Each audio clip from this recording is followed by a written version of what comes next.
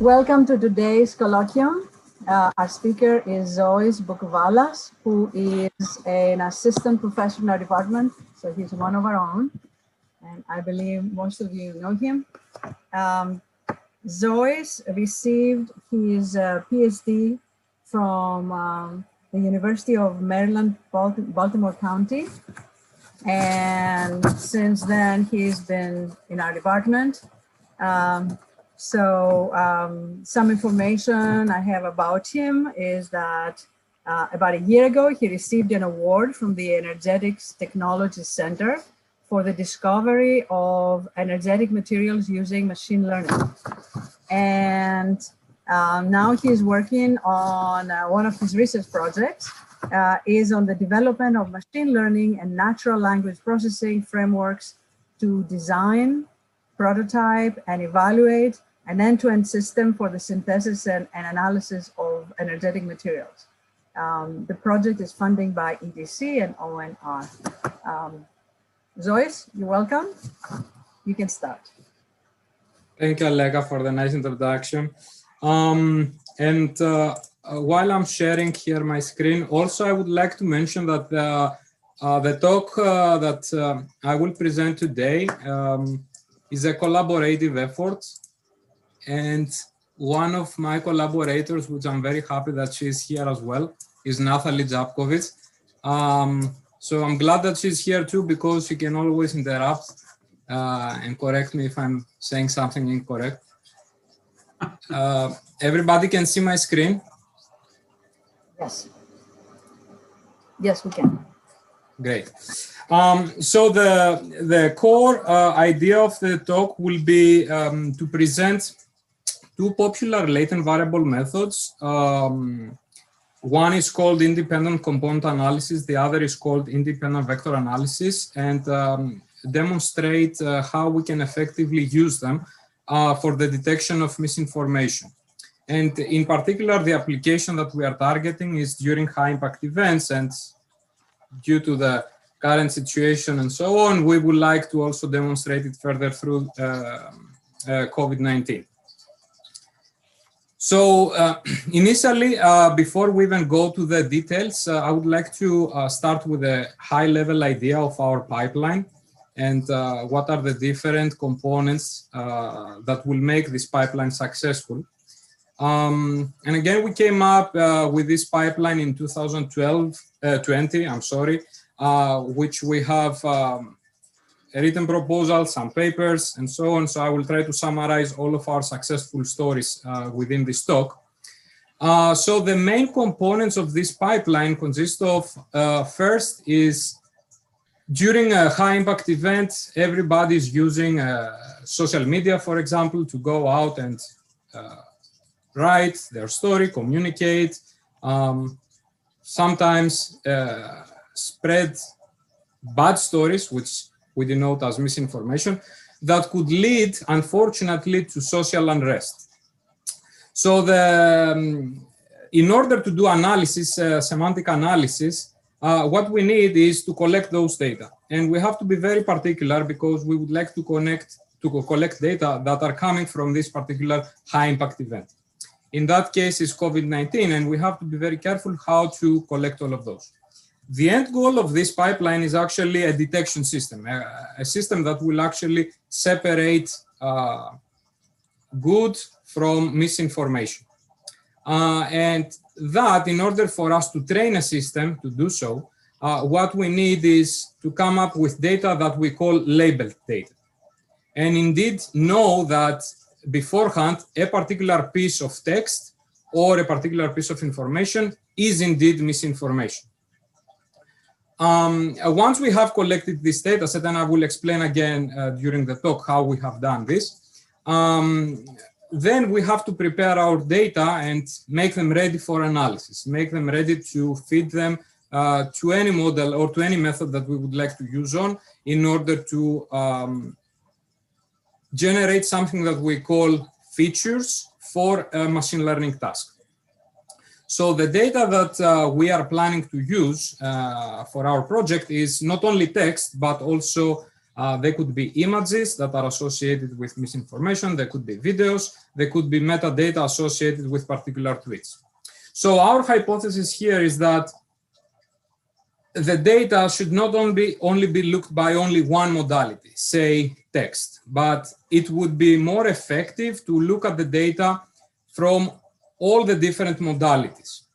So meaning that we should look at the data from a semantic perspective, from a visual perspective, which could be images, from videos, and of course the associated metadata.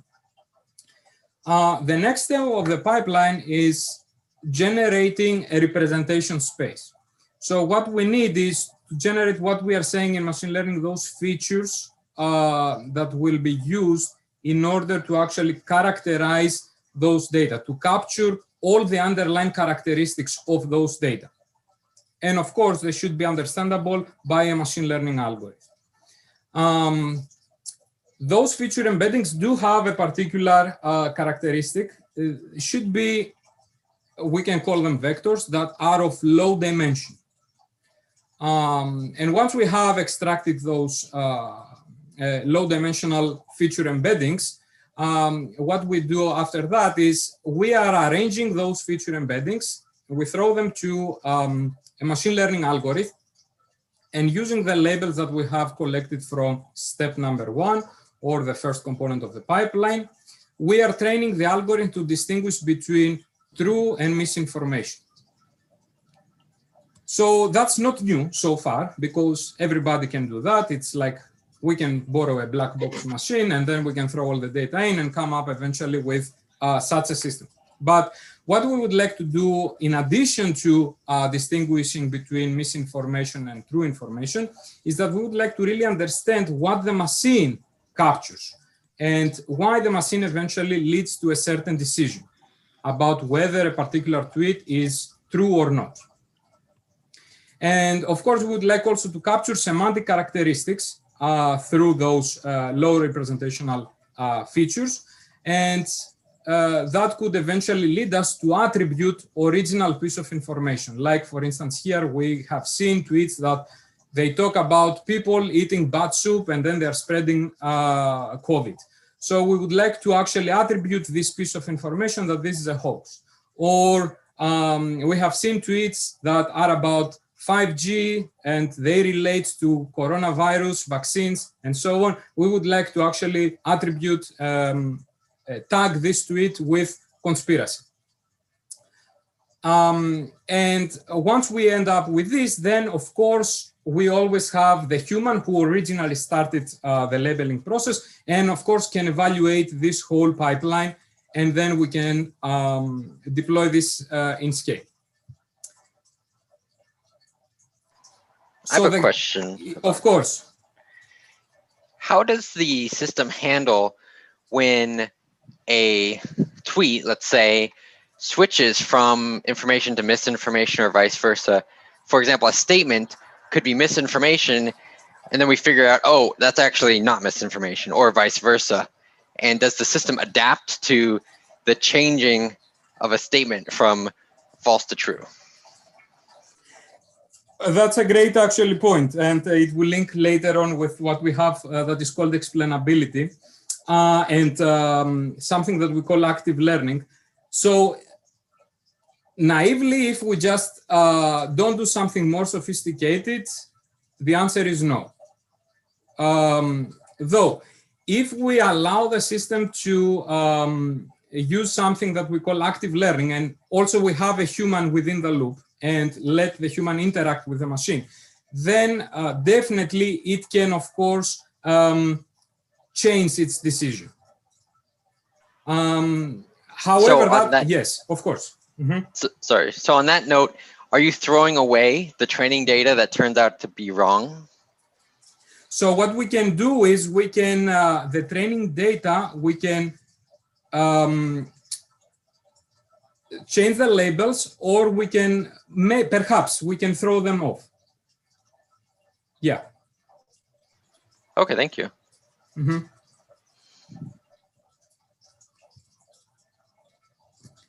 Okay, two key limitations that will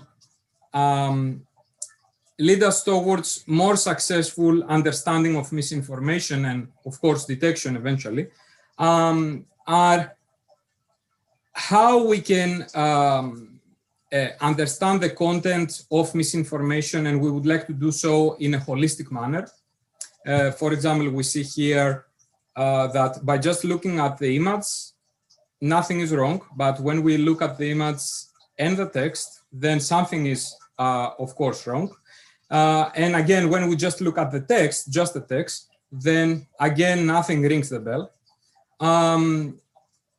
And also, once we are able to really understand the content in that manner, we would like to summarize those causes and really understand why the machine is making certain decisions. And that eventually would lead to gain the trust of the users and to help the agency to take certain actions. Because that could be, for instance, a very naive thought is that, okay, I have a Twitter account and I'm writing whatever I would like to write. So the agency should actually, if they believe that I'm going to harm the society, then they should block my account, right? But this also end up with certain biases, ethical issues, eventually. If they do so without warning me, without even understanding that, okay, I do indeed harm the society with what I'm writing on Twitter. Excuse me, this is Wick. Quick question, how do you distinguish between misinformation versus inconsistent information? Can you define for me inconsistent information? Well, inconsistent information might be, there are two people who saw an automobile accident, and one person said car number 1 struck car number 2. The other person says car number 2 struck car number 1 first. That information's inconsistent. It may still possibly be true in both cases that the car collided, but is the person giving misinformation? I mean, there was an auto accident. We will not be able to, with what I'm presenting here and what will follow, we will not be able to distinguish between these two. Okay, I mean, just posing the question. Great. And these are great points because one other question that I have, someone has asked me is, okay, I can write something that is not correct historically. For example, the X war happened date that is wrong. Okay, would the system or what you are proposing here be able to capture this, be able to distinguish whether this is true or false? The answer is no. Number one, it's not the intent, and number two, we do not even have the data to support something like this at that level here. Remember, at the heart of this is always to start with data that we do have some ground truth. Of course, we can do unsupervised learning approaches that we do not know labels and so on, but with what we are presenting today, we do need some ground truth. And these are the labels for us. Great. Thank you. So to go back to gain the trust of the users, what we would like to do eventually is to really understand what are the particular segments of this tweet that lead us to the certain decision, that lead the machine to a certain decision. Okay, coronavirus vaccine by itself is not malicious. However, when we start combining coronavirus vaccine and 5G data and control everyone and so on, then it starts raising an issue, attention here. And this could be also flagged as a suspicious tweet, okay? How we can do all of this, or at least some of those. We have seen and we have heard all the methods based on something that is very popular those days. It's called deep learning approaches. And deep learning is something relatively new as a term, but also it is old, relatively old, because it goes back to neural networks. And it becomes deep because you are adding more and more layers within a neural network. These are great tools. They have shown success.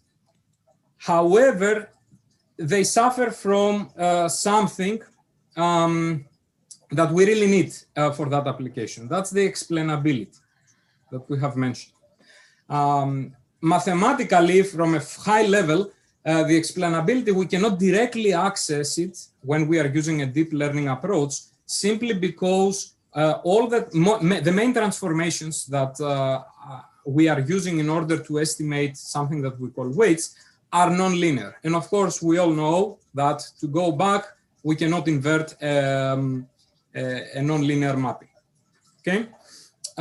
So latent variable methods that are based on a linear transformation do have a role here and do play a crucial role for explainability, because we will see that there is a direct link between this matrix X on the left-hand side and the matrix C on the right-hand side.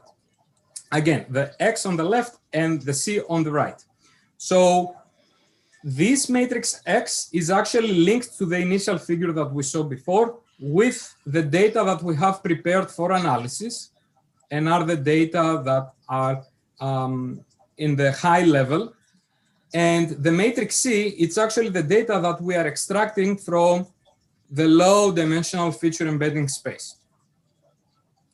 And because there is a linear transformation here, then you can see that we can always go back from this matrix X to this matrix C and really understand the connection between the high level feature data and the low dimensional representation space. Now, how we can actually make those methods work to capture this holistic manner, what we can do is that, imagine we can have multiple of those matrices X, and then at the same time try to decompose them simultaneously. While you are seeing this matrix decomposition, one thing can alarm. Someone can tell me that, okay, we do not have a unique solution for that decomposition, because you can inject here within the two matrices infinitely many matrices, and you can always change this decomposition. That's why it is really important in the latent variable methods to always make a certain assumption between the underlying representation space. Is this true? Is this valid to do certain assumptions, to make certain assumptions? Yes, if they agree with the overall application that we are working on. Like here, for example, we will see later on that the main assumption that we are making in order for this decomposition to have a unique solution is that the underlying representation space, those features that we are generating, must be statistically independent from each other. And of course, there is also a reasonable, this is a reasonable assumption because the statistical independence is linked with statistically independent, we can call them concepts, that language is generated. Okay, and now let me summarize a little bit of what we're gonna see today. So we start with some models of explainable detection. We're gonna show some of the early results that we have and we have submitted for publication. And then we will move on to something that we call data fusion and actually see how we can frame the problem of matrix decomposition so we can actually capture the context in a holistic manner.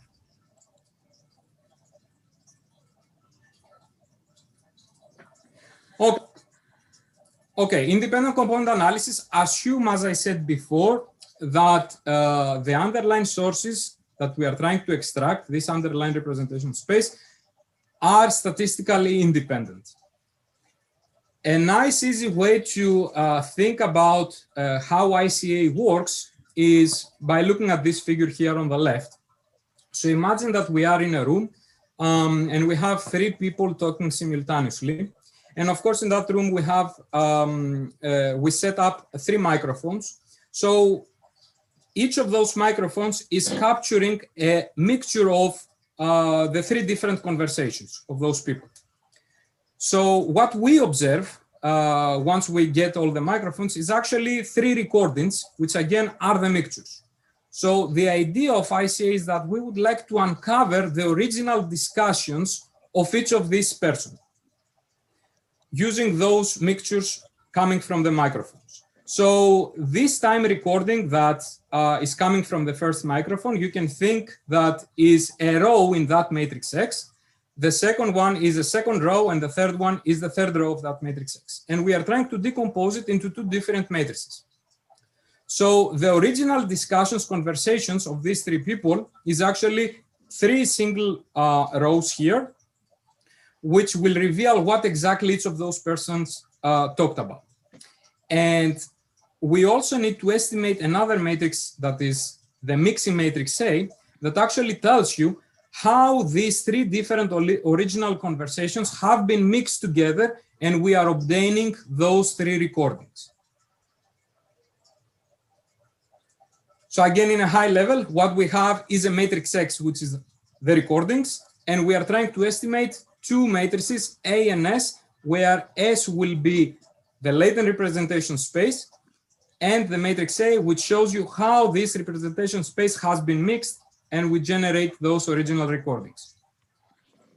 Now, the assumption of statistical independence is made because we would like to achieve a unique decomposition.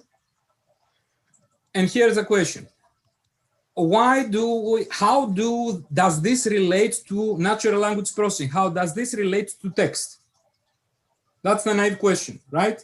So ICA originally had nothing to do with text. Though, over the years, people have tried to use this type of methods for text as well, not directly ICA, but they have used something else that is called non-negative matrix factorization. And the idea here is that the underlying representation space, what we are achieving here and we are extracting, is nothing but high-level concepts of what has been discussed within a large corpus of documents. Okay, and the original matrix that we are observing is nothing but particular, let's say, words and how many times a word appears next to each other. And we are trying to actually start with this type of observation matrix, and we decompose it into a concept matrix and to a weight matrix where we see how those concepts have been mixed with each other in order to receive back those high-level word associations. And here are a little bit of math. Of course, in order to achieve such a decomposition, what we need is a cost function. Like with any engineering problem, we set up the cost function to minimize the KL distance between the joint source density and the product of the marginals.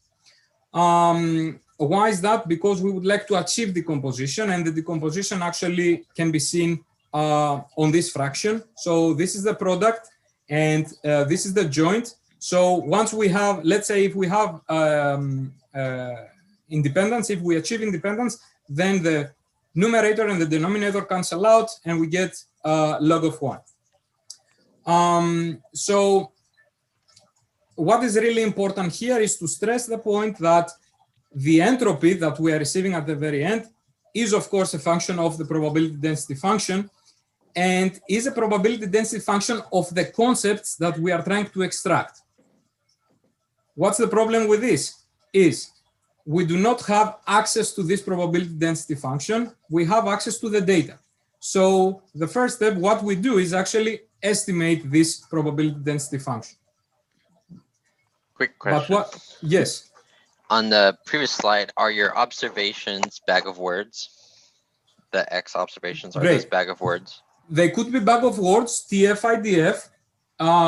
For the purpose of this talk, we use something that is called co-occurrence matrices. Okay, thanks. But we have done some work also starting with bag of words. Great.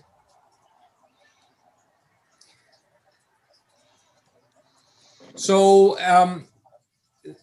we have a cost function, and we have to minimize it in order to estimate those latent concepts. And of course, how do we do that? We need the gradient. We take the first derivative, set it equal 0. There is no closed form solution, so we have to go with starting with first order optimization methods. And we can go with, for example, steepest descent. What will make the steepest descent successful in that case is, again, this term, the probability density of each of the concepts.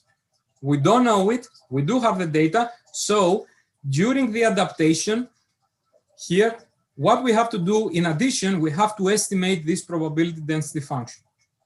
And to make the analogy for those who are familiar with the EM algorithm, this is an expectation maximization approach.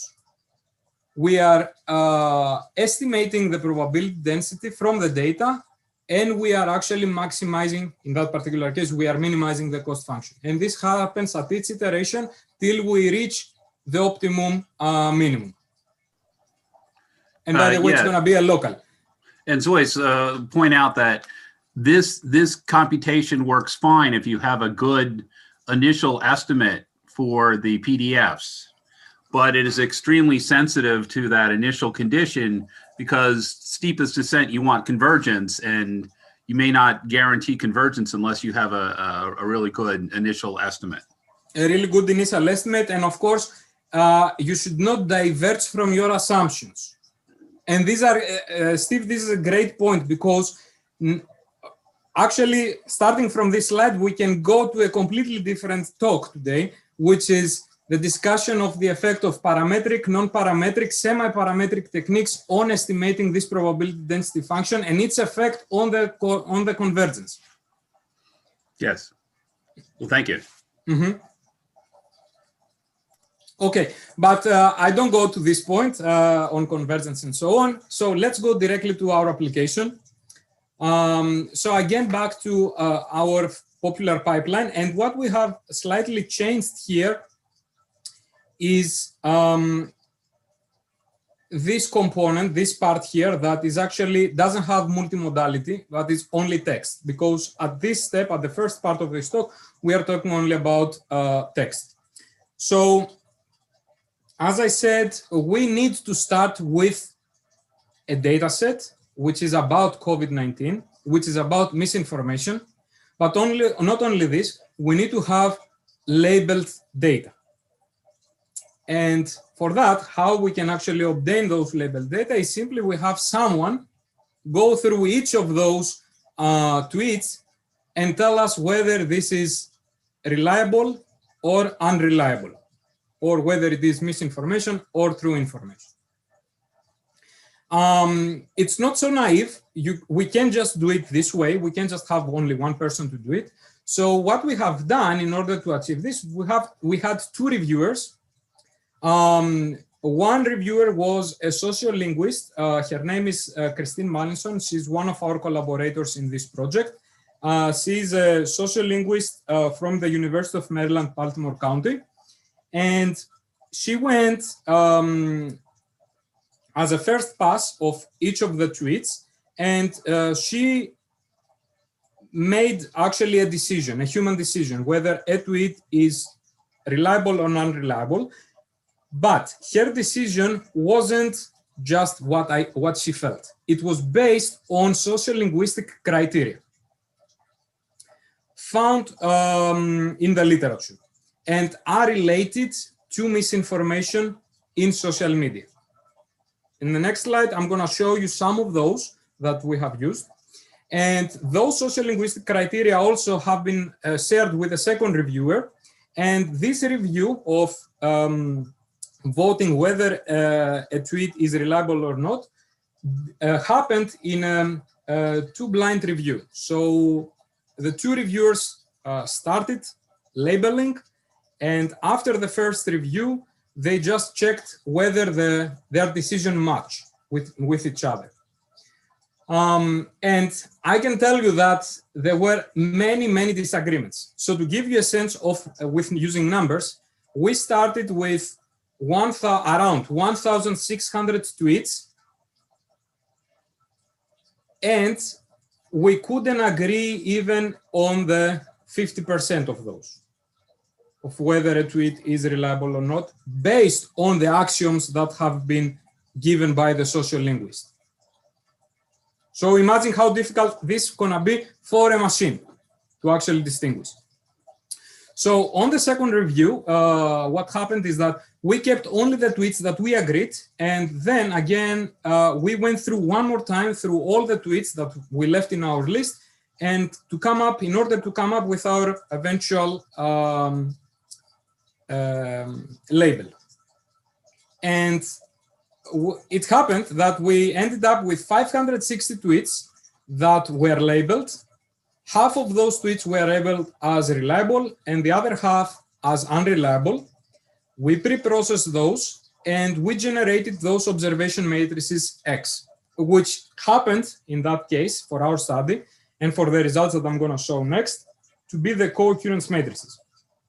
And remember, to extract this latent representation space, the idea is to actually generate this concept space, which each of those rows will define a particular concept. And this matrix A, which is the estimate of the mixing matrix, and this includes all the weights.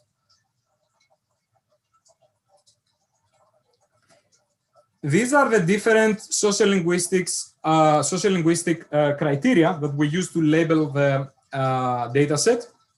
And you can see, for example, tweets that used a lot of hyperbolic, intensified, superlative, so on language, like blame, accuse, refuse, catastrophe, chaos, were actually flagged as unreliable. And in combination with other attributes, we had to actually make a decision whether it is reliable or not. Other attributes could be strongly emotional or subjective language, direct health claims, we saw a lot of those, hate speech, stereotypical language, racism, political bias.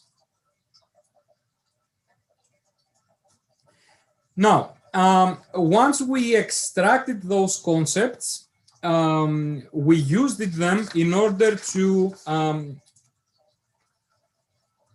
get a testing tweet and see whether the system is able to classify it as reliable or unreliable. And here is the pipeline of this process. So we started again with the training data. We did this pre-processing, which was the co-occurrence matrix. And of course, in this pre-processing, we removed all the stop words or special words, all words that have less than 2 characters, all words that do not appear more than 2 times within this huge corpus, and so on. We extracted those features that are nothing but the weights of those concepts. We used the classifier, which in that particular case was a support vector machine. We trained this classifier and we used the trained classifier to predict whether or not an unseen tweet that hasn't been used in the training process is reliable or not. And on this table here, we show 4 different metrics. One is the accuracy, recall, precision, and F1. And we see that with the proposed approach, which is ICA, we received an accuracy of 83%. And surprisingly for us, initially, we were very, very close with the method that is called BERT. And this method is actually a state-of-the-art right now in natural language processing. It stands for bidirectional encoded representations from transformers. It is a method, an unsupervised method that is trying to capture from the text context associated to the left and to the right of particular words. And right now it is considered the state-of-the-art because in natural language processing tasks, applications, there are certain tasks that this method has outperformed when compared with other NLP methods. like tasks like this are, for example, question answering, language inference, machine translation, and so on. So BERT has outperformed in all of those tasks, and I think there are 11, if they are compared with other natural language processing methods. We did very close, but again, the point was not how well we will do in terms of accuracy. The point is that with BERT, unfortunately, we are not able to have direct explainability.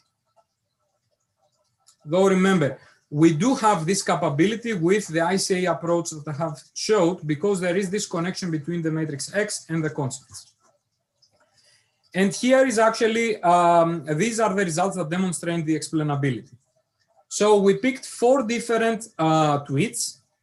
The first 2 cases are tweets that are labeled by the human as reliable. And the machine, the ICA method, actually predicted as reliable. And the case 3 and 4 are tweets that have been labeled by the human as unreliable, and the machine predicted those as unreliable. Of course, we have eliminated ourselves right now with those 4 cases. There are more cases when the machine didn't actually predict the right label and so on. But for simplicity and to illustrate the point, we are focusing only on those 4 cases. So for the first 2 cases, we should look at those tables here. So for the case 1, what we have done is that for each of the 2 features, or for the ICA method, we are extracting the 2 features that are the most important features for making the decision of reliable tweet. And because there is this explainability, built-in explainability for our method, in addition to this, what we can do is we can rank actually the most important words within of those important features. So for example, for the first tweet, which was possibly Tokyo Olympics postponed to prevent spread of COVID, we saw that feature 1 and feature 2 do include words that look very naive, I would say. And they do also include words, strong words, that also the nice thing is that they weren't present in that particular tweet that we're trying to predict. For instance, you see here that for the Olympics, we do actually extract a feature where one of the important words is called ceremony. Of course, there is Olympics and classifies consequently and so on. The nice thing, and of course, everything so far works nicely and there are no suspicions. Even for the case 2, we see CDC, New York, Cuomo, and that tweet was about New York City, New York actually, but it actually came up with a feature, with a strong feature that included all of those words that we can say that there are reliable words, and they didn't even were present in the list that social linguists actually presented. But for case 4 and case 3, interestingly, for example, we can see here case 4, Chinese people eating bat soup linked to the coronavirus video. So we came up with feature 2, and feature 2 actually includes words that the social linguist independently found when she was going through all of the tweets. For instance, those words are China virus, barbaric, Wuhan SARS, and so on. So those are the strong words that actually live in feature 2. And the machine sees when it is trying to make a certain prediction of whether a tweet is reliable or not. The good news is that we came, and why we say eventually that this is something cool is because we came up with those words and those agree with human insights. Can I just ask, on the graphs, the case 1 through case 4, what is plotted there? What does that mean? Okay, very good. So And I was about to go to this plot now, to those plots now. So we wanted also to have another system, an explainable system, in order to assess the explainability of BERT. Remember, BERT does not have this nice capability of what I just showed, case 1, case 2, case 3, extract the features, and for each feature, extract the most important words. So there is something that is called LIME.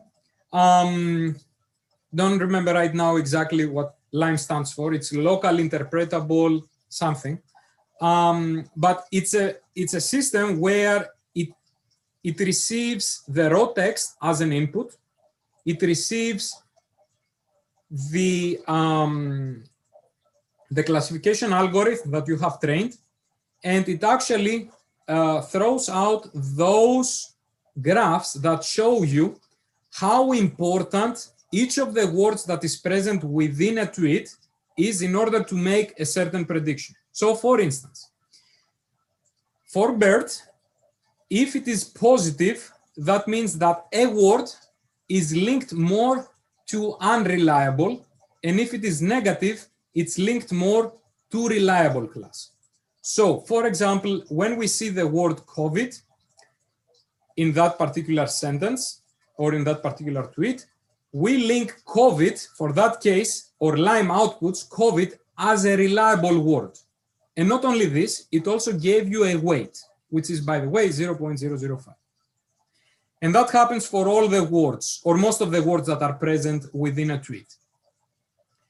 Why we showed this is because even with such a system, with an external system, which is, by the way, computationally expensive to use, we couldn't identify easily, or we couldn't easily assess the explainability of a system, of BERT classification, for example. And this is the reason why we have showed also those bar charts.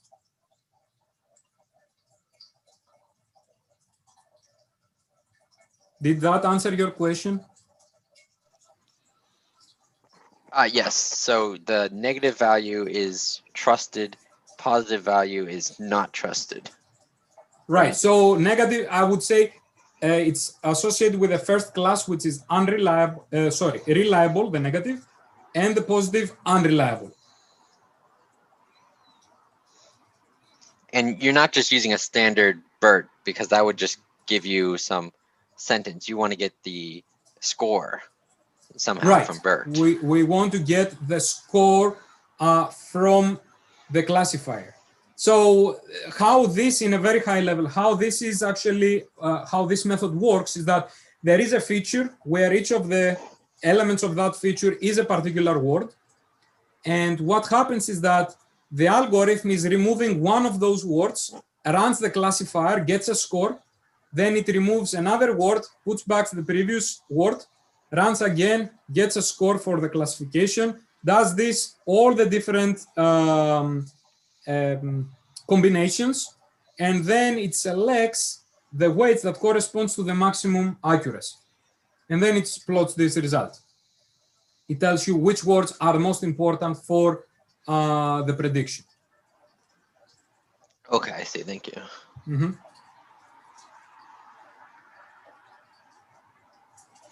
Okay, and Aleka, how much time do I have? Officially until 3:30. Okay. You can have a few more minutes. Few more minutes, okay.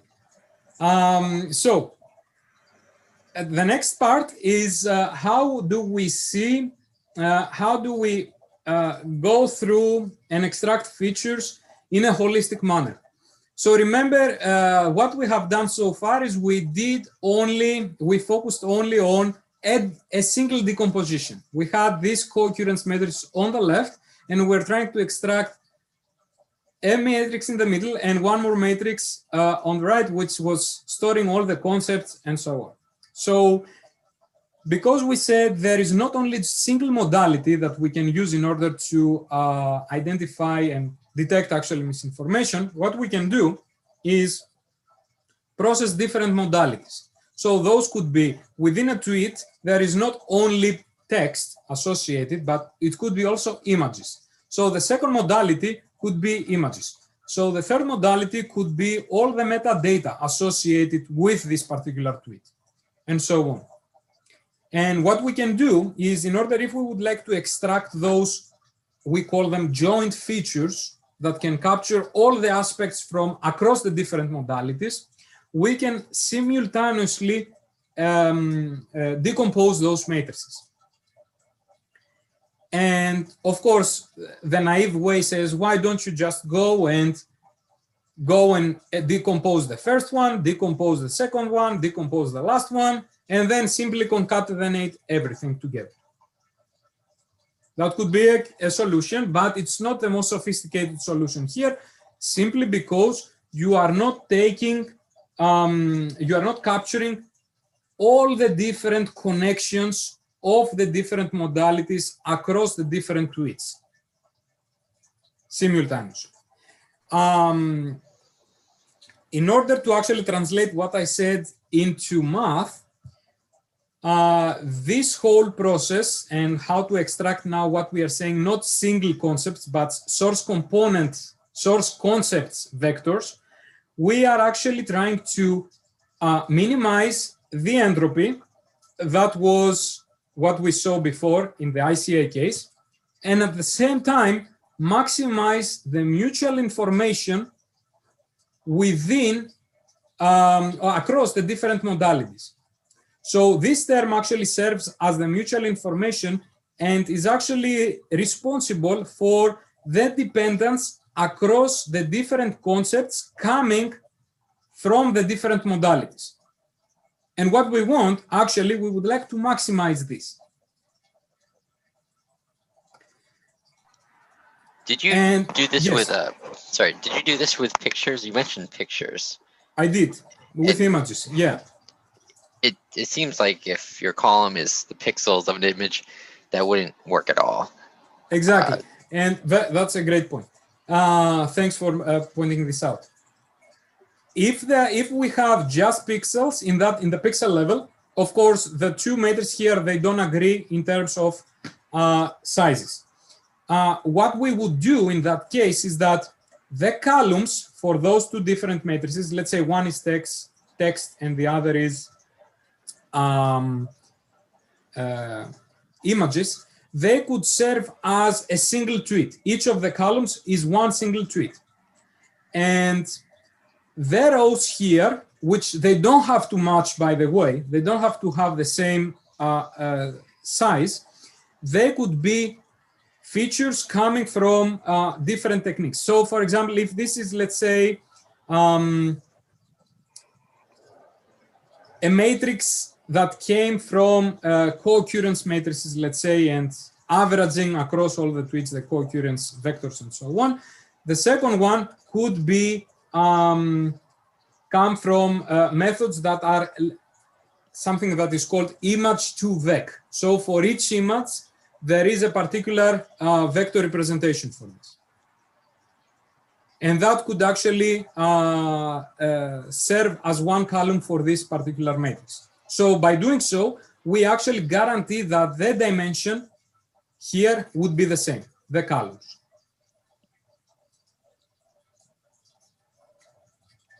So for the optimization framework, nothing changes compared to ICA. The only thing that is changing, it becomes more complicated because we have the different data sets.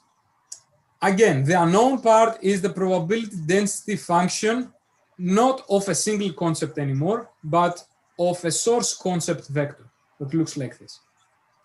And we have to actually work now with multivariate estimation techniques. I was planning to show here the mathematics behind this estimation and how can we estimate those. That actually ended up in a recent publication.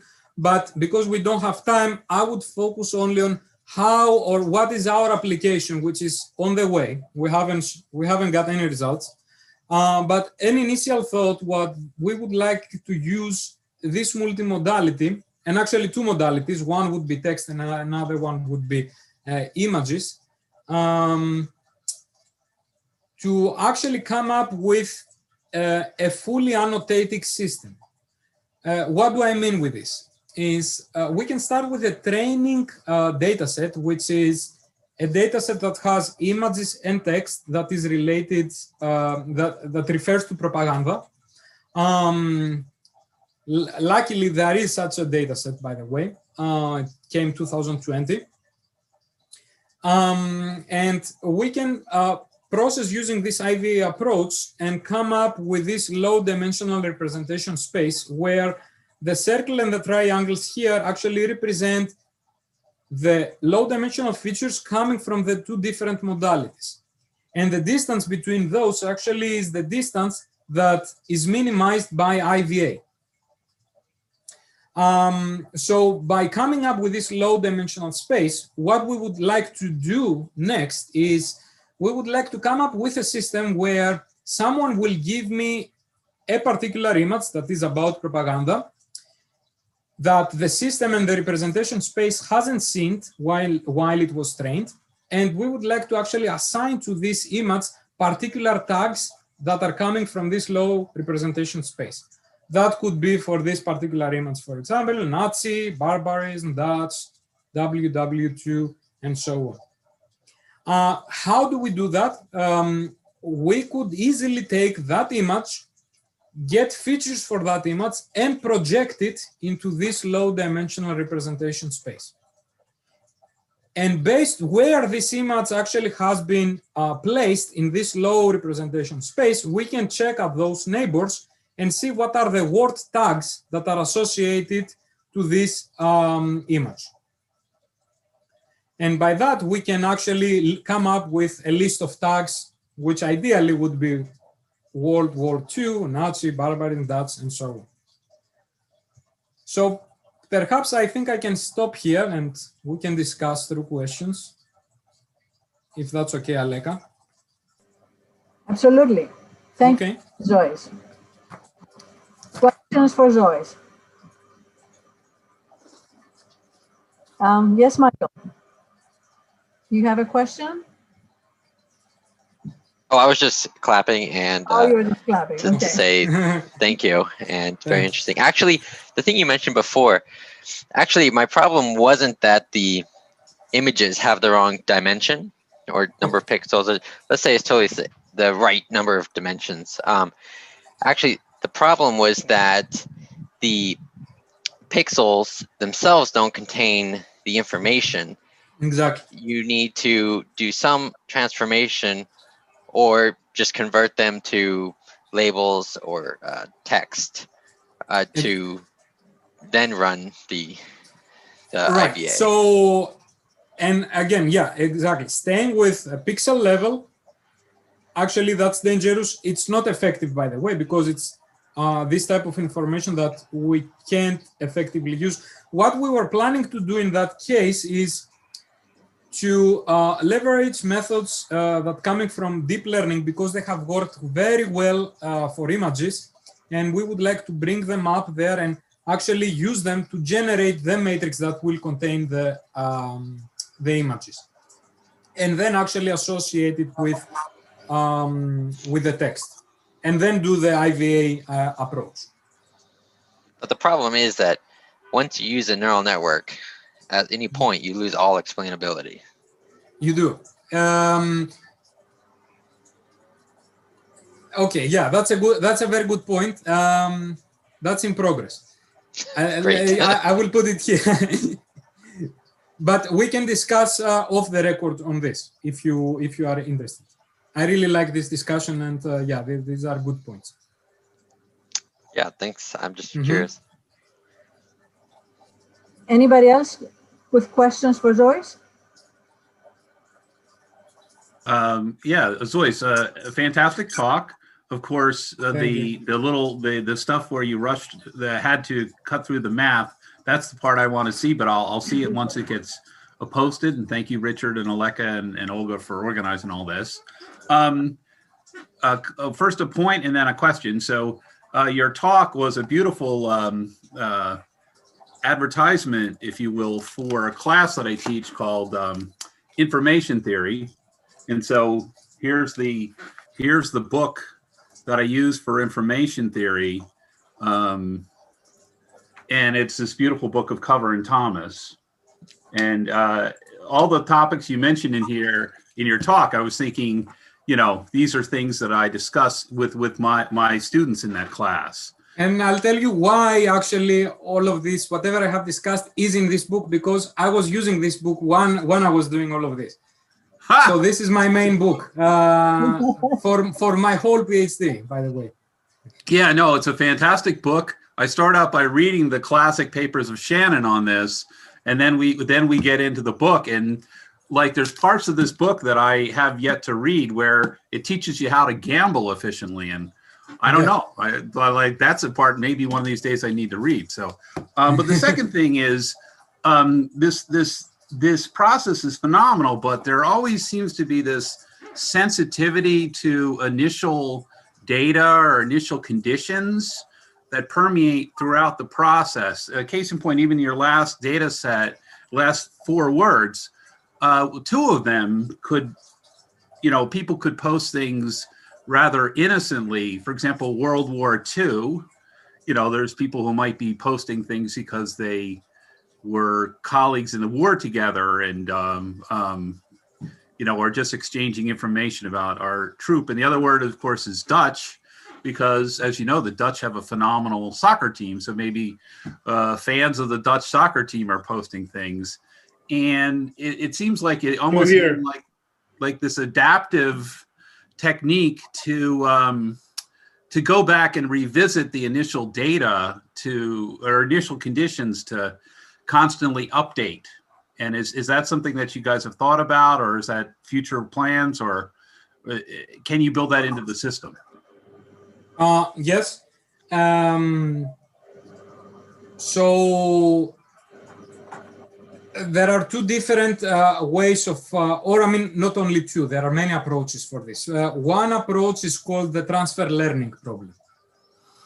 So when you have, and your point actually can be generalized even further, because one is building up a system that is about finance, and then we would like to use the same system on, I don't know, detection of something on, let's say, medical stuff, right? So the first question is, how can you actually make the 2 fields to align at certain degree, at a certain level? So we can do something like transfer learning, where you are taking knowledge from one and to transfer to the other. In that particular case that we are working on, the transfer learning can happen in the following way. You can always start with knowledge that you gain from a very large pre-trained model that usually comes from those large organizations like Google and Microsoft, Amazon, which they have all the data of the world, and they have all the actually high-performance computing systems and so on. They run those expensive models, and you are coming up with this little tiny data set that is about propaganda. So what you can do is you can actually take your data set and adjust it into what has been trained from Google and so on. And that would actually make your application domain fruitful for what you are trying to do, and even more powerful, I would say. Yeah, so it's adaptability, but adaptability by focusing on subsets, and that's phenomenal. So thank you. Yeah. Nathalie has also a point on this. Yeah, actually, Zois and I are also supervising a data science student who is looking at the question Steve is asking, but we're looking at the random conditions, the random starting conditions, basically. We're doing this in the context of a GAN network, which is fed random data, and we're trying to see if the different kind of randomness we give the GAN lead to different results. So in a different track, we are also looking at the question from that point of view. Mm-hmm. Excellent, thank you. Any more questions for Zois? Okay, thank you very much, Zois. Great job. Thank you, Aleka. Thank you, Zois. Thank you all. Thank you.